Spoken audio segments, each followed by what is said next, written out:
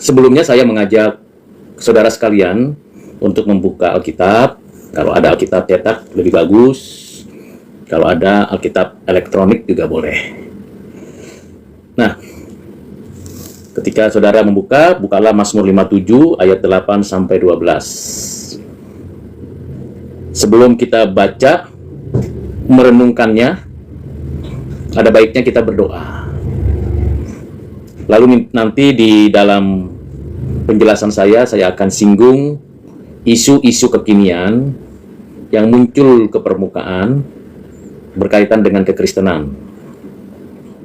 Bisa juga persepsi saya tentang kondisi sosial politik Indonesia, sosial budaya, dan juga bisa juga berkaitan dengan Hari Pendidikan Nasional. Mari saya ajak saudara sekalian untuk kita berdoa. Walaupun dalam kondisi live di dunia medsos, tidak ada salahnya kalau kita tetap berdoa. Mari kita berdoa. Ya Bapa, pemilik hidup dan kehidupan, sumber segala sesuatu yang baik, benar, dan suci.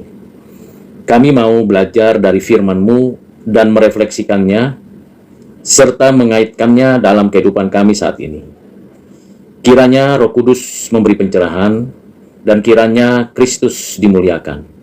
Beri hikmat, beri pengertian, dan kapasitas untuk memahami kehendak-Mu. Terima kasih ya Bapa, dalam Kristus kami berdoa. Amin. Mazmur 57 ayat 8 sampai 12. Hatiku siap, ya Allah, hatiku siap. Aku mau menyanyi, aku mau bermazmur. Bangunlah hai jiwaku, bangunlah hai gambus dan kecapi. Aku mau membangunkan fajar. Aku mau bersyukur kepadamu di antara bangsa-bangsa, ya Tuhan. Aku mau bermazmur bagimu di antara suku-suku bangsa. Sebab kasih setiamu besar sampai ke langit, dan kebenaranmu sampai ke awan-awan. Tinggikanlah dirimu mengatasi langit, ya Allah. Biarlah kemuliaanmu mengatasi seluruh bumi. Demikianlah firman Tuhan. Berbahagia ialah kita yang menyimpan firman Tuhan ini di dalam hati dan pikiran, merenungkannya, memikirkannya, serta menjadi pelaku firman Tuhan. Saudara yang kekasih dalam Kristus, ada satu kata yang penting, yaitu mau. Aku mau menyanyikan pujian, aku mau bermazmur, aku mau membangunkan fajar, aku mau bersyukur, aku mau bermazmur bagimu di antara bangsa-bangsa, aku mau meninggikan namamu. Kata mau atau keinginan atau kehendak menjadi kata yang penting. Karena saya, saudara sekalian, kita adalah manusia yang memiliki kemauan. Tidak ada satu orang pun yang tidak punya kemauan. Kemauan itu dikontrol, dikendalikan oleh pikiran. Dan kemauan itu mengendalikan emosi atau perasaan. Jadi kalau saya sebagai orang Kristen, maka saya menyadari ada kemauan dalam diri saya yang dikendalikan oleh pikiran saya. Dan kemauan saya mengendalikan emosi dan perasaan saya. Saudara yang kekasih di dalam Kristus, kemauan menjadi sentral dari eksistensi manusia. Pemazmur menyadari bahwa ada banyak musuh, baik yang dekat dengan dirinya maupun yang jauh darinya, baik perorangan maupun kelompok atau bangsa. Tetapi pemazmur meminta pertolongan dan penghiburan ketika mengalami derita. Kepada Tuhan Allah yang meminta pertolongan. Yang mengherankan, di tengah penderitaan dan kesulitan, kemauan pemazmur bukan meminta tolong agar dibebaskan dan dilepaskan dari kesulitan dan penderitaan. Tetapi kemauan pemazmur ialah menyanyi, bermazmur, memuji Tuhan, meninggikan nama Tuhan. Itu menjadi sesuatu yang sangat kontras perbedaannya dengan dunia ini. Kalau kita berada dalam tekanan, berada dalam kesulitan, berada dalam penderitaan, kemauan kita hanya satu, bisa bebas, bisa sehat kembali, bisa lepas dari cengkraman dan genggaman. Tetapi sangat mengherankan sekali mengapa pemazmur memiliki suatu kemauan yang tidak sama seperti orang-orang dunia, yaitu memuji Tuhan, menyanyikan pujian kepada Tuhan Allah, dan meninggikan nama Tuhan. Apa rahasianya? Bukan mengagungkan kesuksesan dan kehebatannya. Pemazmur memandang kepada Allah yang hidup dan yang menghidupkannya. Ada satu lagu pujian yang pernah saya dengar dan saya nyanyikan. Pandanglah pada Yesus yang memberikan hidup dan kehidupan. Di tengah kesulitan dan penderitaan zaman ini, ketidakpastian dan keraguan, bahkan ketidakpercayaan antar sesama, kita memang maunya lepas bebas berkemenangan. Tetapi pemazmur tidak minta, Tuhan tarik kesulitanku, Tuhan bebaskan aku dari penderitaan. Tidak. Hatiku siap ya Allah, hatiku siap, aku mau menyanyi, aku mau bermazmur. Menyanyi dan bermazmur, memuji Tuhan. Berpusatkan kepada Tuhan, karena pemazmur menyadari, pertama, Allah adalah Allah yang berdaulat atas segala sesuatu di alam semesta, di atas bumi ini, di antara manusia. Tidak ada satu inci pun di mana Tuhan tidak berkata, itu milikku, aku berdaulat atasnya. Karena pemazmur menyadari dan mengerti bahwa tidak ada yang tidak diketahui oleh Tuhan Allah. Hati, pikiran, perasaan kita, bahkan setiap orang, Tuhan tahu. Pemazmur menyadari bahwa apapun upaya usaha kita dalam menyelesaikan kesulitan, penderitaan, tekanan, selalu akan mengarah kepada kemauan dan kemampuan kita. Pemazmur mendorong kita untuk bersandar kepada Tuhan, mengharapkan Tuhan, memberikan diri supaya betul-betul Tuhanlah sumber kekuatan dan pertolongan. Saudara yang kekasih di dalam Kristus, akhir-akhir ini kita tahu ada banyak orang yang saling mencurigai, tidak percaya, entah kepada orang dekatnya, entah kepada pemimpinnya, entah kepada orang-orang yang dianggap berjasa, tidak mempercayai. Ada suatu suasana saling mencurigai. Saya curiga si A itu sebenarnya bertindak tidak tulus, tidak jujur. Saya curiga bahwa si B itu memimpin dengan semangat kepentingan keluarganya. Saya curiga, semua dicurigai. Tidak ada satu kehidupan yang tenang. Dan memang orang-orang yang selalu curiga, berpusatkan pada diri, mengandalkan kemampuan dan pengalaman diri sendiri, akan selalu berupaya curiga. Bukan ragu, skeptis, tapi curiga, tidak percaya. Dan ini merugikan diri sendiri. Apakah pemazmur curiga akan apa yang dialaminya kepada Tuhan? Pemazmur curiga tidak terhadap apa yang diyakininya. Tuhan, mengapa aku sulit, susah, sukar? Bukankah aku diurapi oleh Roh-Mu? Bukankah hamba-Mu Samuel mengurapi aku sebagai raja? Bukankah aku menenangkan jiwa Raja Saul? Bukankah aku orang yang telah mengalahkan Goliat dan memenangkan peperangan melawan Filistin? Mengapa aku mengalami kesulitan seperti ini? Curiga? Tidak. Pemazmur tidak curiga sedikit pun kepada Tuhan Allah.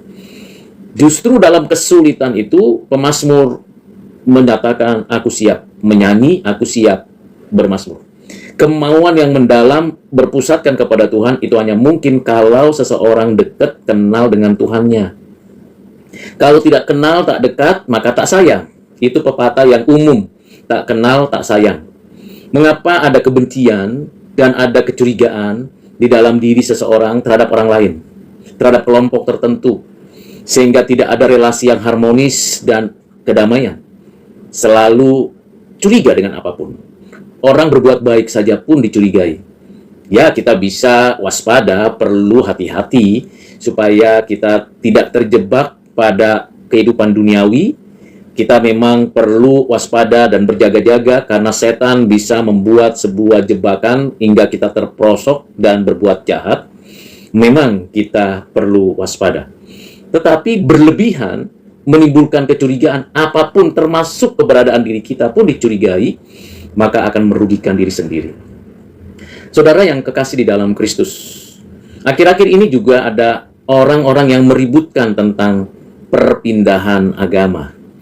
Seorang bisa bebas memilih agama A atau B atau C karena ada 4.000 lebih agama di dunia. Kebebasan itu tidak bisa ditolak dan dibantah. Saya, saudara punya kebebasan. Tetapi persoalannya adalah, apakah saya dan saudara curiga kepada Tuhan yang saya dan saudara percayai selama ini, sehingga saudara dan saya mempercayai Tuhan Yesus Kristus karena kecurigaan, karena kesangsian, atau karena memang Tuhan taruh iman kepada saya dan saudara? Banyak orang curiga. Pada kemauan pemazmur memuji Tuhan, tidak curiga kepada Tuhan. Tuhan mengatakan, akulah jalan, kebenaran, dan hidup. Hanya melalui aku satu-satunya juru selamat penebus. Tidak ada yang lain. Di bawah kolong langit ini tidak ada nama lain yang diberikan yang membuat kita beroleh keselamatan kecuali di dalam Yesus Kristus. Tidak perlu dicurigai pernyataan-pernyataan Tuhan di dalam Alkitab, kecuali saudara mencurigai Alkitab bukan firman Tuhan. Kecuali saudara mencurigai bahwa kebenaran-kebenaran Alkitab itu tidak memiliki dasar, tidak memiliki kekuatan otoritas. Kalau saudara berada dalam posisi mencurigai keberadaan firman Tuhan, mencurigai isi firman Tuhan, maka sangat sedih dan sangat malang kehidupan keagamaan saudara. Apalagi kalau saudara ketika mempercayai Tuhan lalu membandingkan kepercayaan iman yang dikaruniakan oleh Roh Allah itu kepada kita, dibandingkan dengan ciptaan yang sesungguhnya bisa kita ganti dengan apa saja yang bisa kita makan. Saya menjadi Kristen bukan karena saya bisa makan daging babi atau memakan binatang-binatang yang halal menurut perjanjian lama, atau binatang-binatang yang diolah dengan baik dengan penuh ucapan syukur menurut perjanjian baru. Saya menikmati semua pemberian Tuhan itu, tetapi saya tidak pernah curiga bahwa Tuhan yang saya percayai hanya karena makanan, hanya karena kemauan saya. Pemazmur memuji Tuhan, menyanyikan kemuliaan bagi nama Tuhan di antara bangsa-bangsa karena pemazmur tidak pernah curiga dengan apa yang sudah dinyatakannya kepadanya.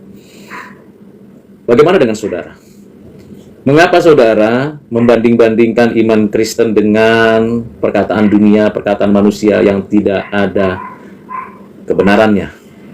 Mengapa saudara membanding-bandingkan iman Kristen dengan sekerat daging?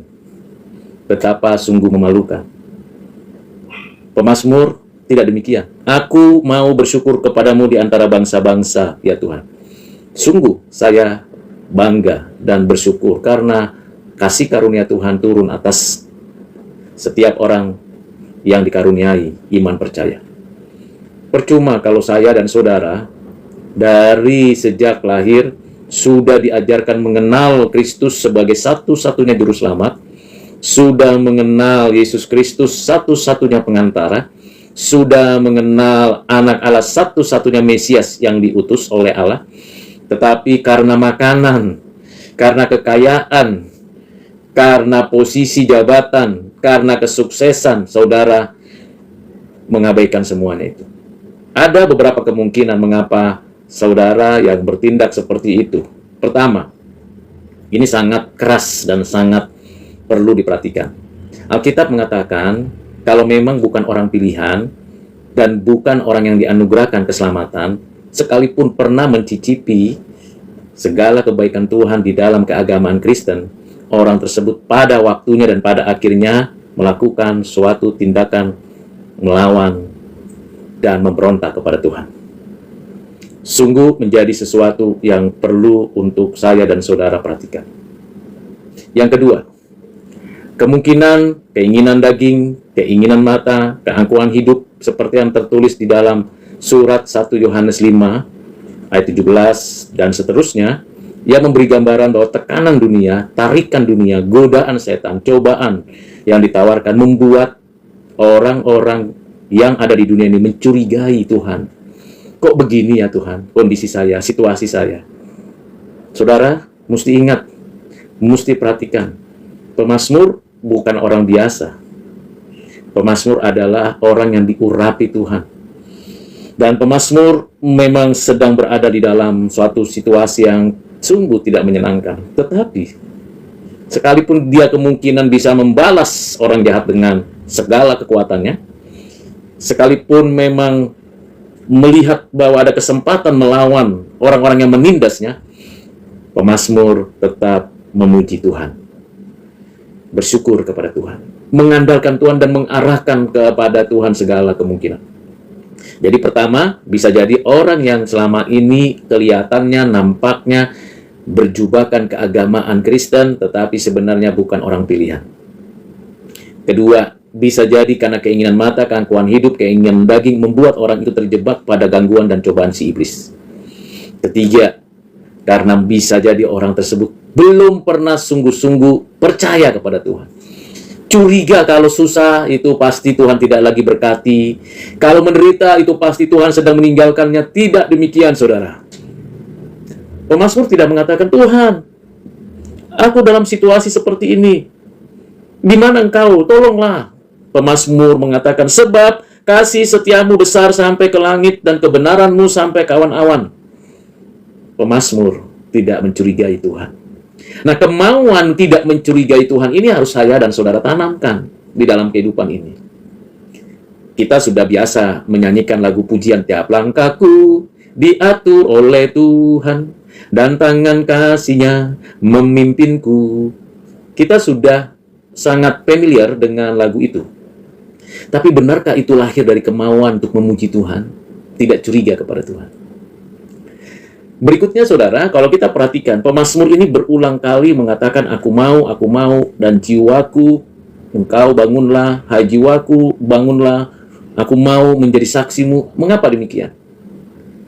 Kita perlu memahami kondisi situasi orang yang mengalami tekanan, penderitaan. Perlu memang self-talk, berbicara pada diri sendiri. Jadi kalau saya berbicara pada diri sendiri, itu bukan berarti situasi, kondisi, pikiran sedang ada stres dan gila. Tidak demikian. Berbicara pada diri sendiri ingin merekonfirmasi kembali keyakinan kita.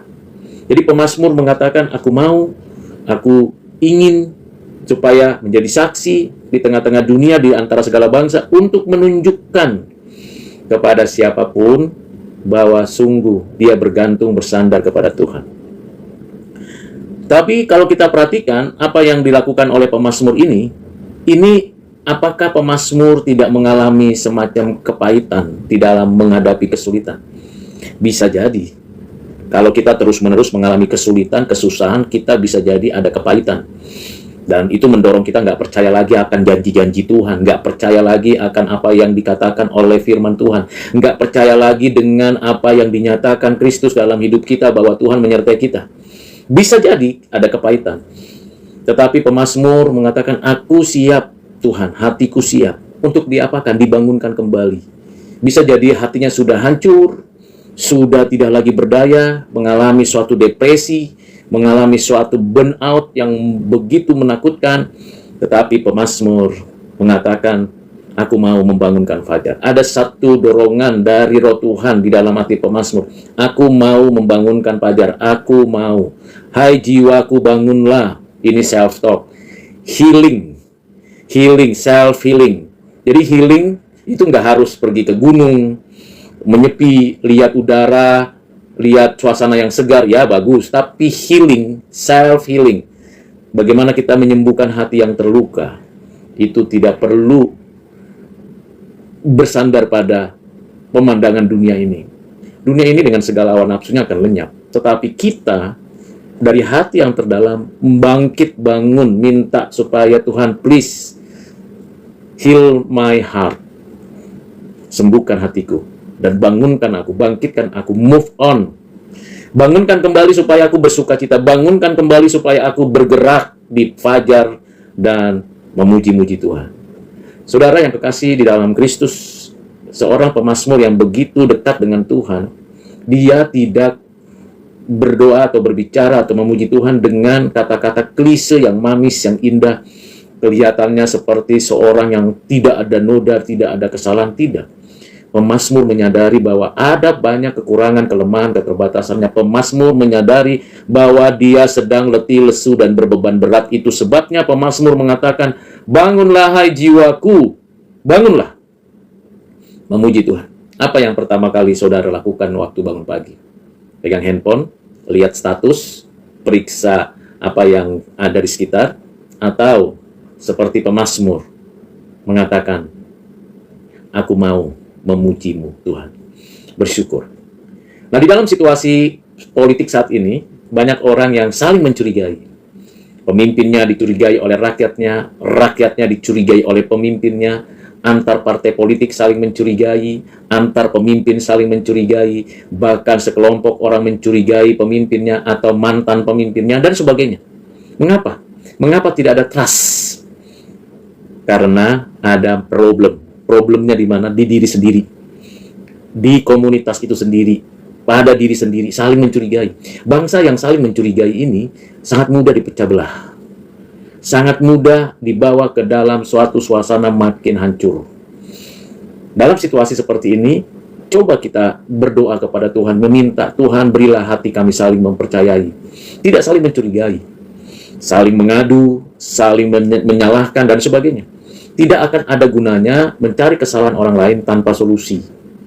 Dan kalau sistem politik seperti ini masih terus berlangsung, seperti Daud yang dikejar-kejar oleh Raja Saul, bukankah akhirnya yang melakukan tindakan kejahatan mati di dalam kejahatannya? Saudara yang kekasih di dalam Kristus, di dalam sosial budaya, kita bisa melihat ada banyak orang yang saling mencurigai. Mencurigai bahwa nanti kelompok ini yang akan berdaulat berkuasa atas komunitas kami. Mencurigai orang-orang tertentu yang memiliki kapasitas, atau mencurigai orang-orang tertentu yang dianggap tidak mungkin bisa berbuat apa-apa. Dalam kemajuan peradaban, saling mencurigai itu merusak. Tidak membangun, memberi nasihat yang baik. Nah, itu sangat menyedihkan sekali. Saudara, di dalam membangun peradaban, perlu adanya saling mempercayai. Dan awal dari kecurigaan dan tidak mempercayai itu karena di dalam diri tidak ada ketenangan. Dan bagaimana di dalam diri ada ketenangan? Ada kemauan dulu percaya kepada Tuhan. Bahwa Tuhan yang tidak kelihatan, yang roh adanya, dipercaya semua janjinya, dipercaya semua firman-Nya, dipercaya semua karyanya, dan mengikuti dengan baik, dengan benar. Lalu kemudian dengan demikian kita dilatih untuk mengapresiasi yang baik dan menolak yang jahat, membangun yang letih lesu, dan memperlengkapi diri untuk bisa lebih maju, lebih baik. Di dalam konteks pendidikan, saudara dan saya perlu memahami bahwa pendidikan itu mencakup dua hal, pengajaran dan pembelajaran. Ketika seorang guru, seorang dosen, seorang murid, seorang siswa belajar di kelas, belajar dari berbagai ilmu pengetahuan sesuai dengan mata pelajaran, mata kuliah, program studi, dan hal-hal yang lain, bidang-bidangnya, maka harus saling mempercayai. Guru mempercayai murid-muridnya, murid-muridnya harus mempercayai gurunya. Saling berinteraksi, menghargai satu sama lain, bahwa guru, pemimpin yang perlu diteladani, bahwa murid harus dihargai dan diapresiasi. Terlepas kekurangan, kelemahan masing-masing, trust mendahului segala kemungkinan adanya kebaharuan. Karena itu, saudara, di dalam pengajaran tidak hanya berkaitan dengan saya menyampaikan berbagai macam pengetahuan bidang matematika, fisika, kimia, biologi, saya mengajarkan berbagai bidang ilmu sosial, humaniora, seni, dan sebagainya sesuai dengan kapasitas saya, tetapi saya harus bisa meyakini bahwa apa yang saya ajarkan, apa yang saya terima dari guru atau dari dosen saya, itu saya terima dengan satu keyakinan bahwa guru dan dosen saya mengajarkan dengan baik, dan saya sebagai guru dan dosen juga menyampaikan kualitas pengajaran dengan baik. Nah, ini adalah suatu perkembangan kemajuan peradaban melalui pendidikan. Bagaimana bisa? Karena ada kemauan. Kemauan bagaimana? Kemauan bersyukur. Masih ada kesempatan belajar. Ada banyak orang tidak bisa punya kesempatan belajar, bukan karena tidak mampu, tapi tidak mau bersyukur. Tidak mau untuk membangunkan fajar, tidak mau untuk bermazmur, tidak mau untuk mencintai kebenaran. Sehingga kehidupannya seperti itu saja. Taunya menerima warisan, taunya mendapatkan warisan, taunya menghabiskan warisan. Tidak mau mengembangkan apa yang sudah Tuhan sediakan di alam ini. Kalau Daud ingin menuntut Saul dengan satu sikap, saya sudah diurapi loh sebagai raja, saya punya otoritas dari Tuhan. Mengapa Daud tidak membalas? Karena Daud tahu ada waktunya untuk mengembangkan diri, ada waktunya dilatih. Bahkan kesulitan itu bagian dari proses pembelajaran. Saudara, kalau kita mengalami kesulitan di dalam pembelajaran, dalam proses pendidikan di kelas, dalam proses pendidikan melalui teknologi pendidikan, melalui sistem manajemen pendidikan yang ada, pembelajaran yang begitu sulit sekalipun kita harus lewati, lalui, dan itu ada waktunya kita menuai hasil. Bukankah Tuhan berkata, apa yang kamu tabur, kamu tuai, setahap demi setahap. Kemauan untuk belajar itu sebagai ucapan syukur kepada Tuhan. Guru, dosen, murid, siswa harus punya kemauan belajar. Tidak boleh taken for granted lalu terima saja. Jangan andalkan teknologi, karena teknologi itu hanya alat. Jadi kalau kita mengandalkan teknologi, itu hanya alat. Kita harus menggembalakan artificial intelligence, AI. Kita harus menggembalakan. Ada seorang pendeta atau pengkhotbah yang memberikan satu perenungan yang dalam mengenai hal itu. Kata yang saya ambil dari penjelasan hamba Tuhan ini ialah menggembalakan AI. Wow, keren bukan? Dan kalau kita dimampukan bisa mengembalakan itu karena anugerah Tuhan. Kita tidak terlena oleh teknologi, tetapi kita mau gunakan itu untuk proses pembelajaran. Sehingga peradaban makin maju, kapasitas dari tiap-tiap murid, tiap-tiap guru, tiap-tiap siswa, tiap-tiap dosen itu makin meningkat, sehingga saya dan saudara melihat sendiri bagaimana damai dan sejahtera. Bagaimana itu bisa terjadi? Mau tidak mengandalkan Tuhan. Kalau tidak, ya akhirnya seperti ini saja. Tidak ada perubahan. Karena itu saya menyarankan dan mengusulkan kepada saya dan saudara sendiri, mari kita menyiapkan hati. Tuhan, hatiku siap. Hatiku siap mau menyanyi, mau bermazmur, mau membangun, mau untuk bersyukur. Hatiku siap. Apakah saudara berpikir bahwa kemauan itu hanya diletakkan pada hal-hal yang sifatnya religius saja? Tidak demikian. Di dalam kekristenan tidak ada dualisme. Oh, ini urusan agama, ini urusan ilmu pengetahuan. Tidak. Semuanya terintegrasi. Saya mau bersyukur karena saya bisa sekolah, saya bisa belajar, saya bisa mengajar, saya bisa bekerja, saya punya kemampuan ini dan itu. Tuhan mau kita punya kemauan bersyukur untuk semuanya itu. Persoalannya, apakah hati kita siap? Kiranya dengan bagian yang terakhir yang saya ingin sampaikan adalah, tinggikanlah dirimu mengatasi langit ya Allah, biarlah kemuliaanmu mengatasi seluruh bumi. Apa yang sudah kita perhatikan, ada orang yang saling mencurigai, ada orang yang tidak punya kemauan yang benar, ada orang di sekitar kita yang mencobai kita dan mengganggu kita. Kita arahkan hati kita kepada Tuhan, kita mau mengalami pembaharuan dari Tuhan, tetapi semuanya harus diingat saudara. Tinggikanlah dirimu mengatasi langit. Di sini Tuhan mengajak kita melalui pemazmur, yaitu doksologi. Dari hati yang begitu rapuh, di sana ada kesadaran untuk kita mau meninggikan Tuhan. Doksologi. Jadi dari kesulitan yang dihadapi, kalau kita baca Mazmur 57 ayat 2, kasihanilah aku ya Allah, kasihanilah aku. Itu Mazmur 57 ayat 2. Tetapi kalau kita baca ayat 12-nya, tinggikanlah dirimu Tuhan. Jadi ada semacam kontras dan perbedaan, bahwa saya tadinya minta dikasihani, sekarang saya mau meninggikan nama Tuhan. Mengapa? Karena mengenal Tuhan yang mengasihi kita. Saudara, demikian refleksi yang saya mau sampaikan dan pendapat pemikiran saya berkaitan dengan Mazmur 57 ayat 8 sampai 12. Bagi kita yang sudah mendengarkannya dan tetap stay di dalam pembahasan pembelajaran ini, saya mengajak saudara kita kembali berdoa. Bapa, terima kasih untuk pemazmur yang mengingatkan kami, untuk kami punya kemauan selalu bersyukur, memuji Tuhan, selalu bermazmur, meninggikan nama-Mu, selalu menyanyi akan kebesaran-Mu. Kami bersyukur. Kami banyak pergumulan, seringkali kami mencurigai, bahkan mencurigai Engkau ya Tuhan. Seringkali kami juga tidak sungguh-sungguh membangun kehidupan kami dengan benar. Ampuni kami. Kami serahkan bangsa ini supaya ada pertobatan dari pemimpin tertinggi sampai pemimpin terendah. di level pemerintahan, eksekutif, maupun di level legislatif maupun yudikatif. Tuhan, ampuni kami. Beri pertobatan yang utuh di seluruh negeri kami, di negeri ini Indonesia, supaya ada kesejahteraan bagi rakyat kami. Tuhan, kasihanilah bangsa kami. Terima kasih Bapa, biarlah kami meninggikan nama-Mu. Sebagai orang Kristen, biarlah kami terus membawa terang dan garam di tengah-tengah bangsa yang bengkok ini. Mohon belas kasihan-Mu Tuhan. Terima kasih Bapa, dalam Kristus Tuhan kami berdoa bersyukur. Amin.